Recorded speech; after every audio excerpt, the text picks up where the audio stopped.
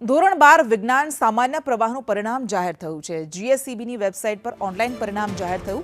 ધોરણ 12 વિજ્ઞાન પ્રવાહનું 83.51% પરિણામ આવ્યું છે, જ્યારે વિજ્ઞાન પ્રવાહનું વિદ્યાર્થીઓનું પરિણામ 83.20% આવ્યું છે।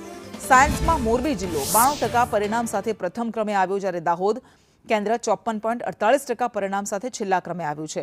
સામાન્ય પ્રવાહનું 93.07% પરિણામ આવ્યું, જેમાં વિદ્યાર્થીઓનું પરિણામ 93.07% આવ્યું। એમાં બનાસકાંઠામાં સૌથી વધુ 97% પરિણામ સામાન્ય પ્રવાહમાં આવ્યું છે, જ્યારે વડોદરા જિલ્લાનું સૌથી ઓછું 87% પરિણામ આવ્યું। રિપીટર વિદ્યાર્થીઓનું 45.36% પરિણામ આવ્યું। તો સપ્રેડા, ચંદ્રાલા, છાલા કેન્દ્રનું 100% પરિણામ આવ્યું છે। લીંબોદરા, મીઠાપુર કેન્દ્રનું પણ 100% પરિણામ, જ્યારે ઓછું પરિણામ ધરાવતું કેન્દ્ર ખાવડા છે, જ્યાં 52.56% પરિણામ આવ્યું છે।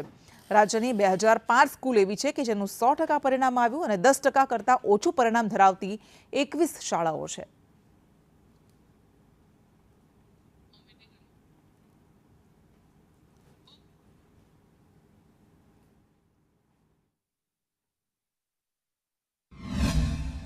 સફળ થયા છે એમને ખૂબ ખૂબ દિલથી અભિનંદન પાઠવું છું। એ પોતાના વાવેલા સ્વપ્ન સર કરશે, પરંતુ જે નથી સફળ થયા એમને પણ હું અભિનંદન આપું છું, કારણ કે સરકાર દ્વારા, બોર્ડ દ્વારા 1 મહિના પછી બીજી પરીક્ષાનું આયોજન કરવામાં આવ્યું છે। તમે તમામ વિષયની પરીક્ષા આપી શકશો અથવા તો જેમાં ફેલ થયા છો એમાં પણ આપી શકશો। માટે ક્યારેય ડિપ્રેશન કે ટેન્શનમાં આવતા નહીં।